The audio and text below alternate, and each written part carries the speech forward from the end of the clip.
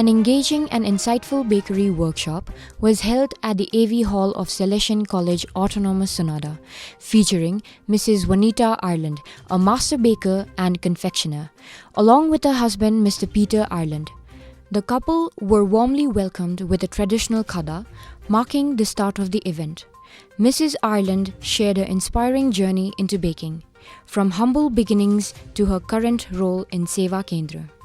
She introduced students to the 6-month bakery course with internship opportunities in cafes and encouraged them to explore baking as a viable career.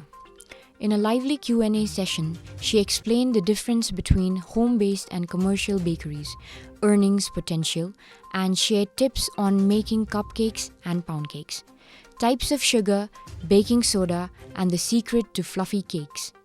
She also offered essential oven rules and baking guidelines.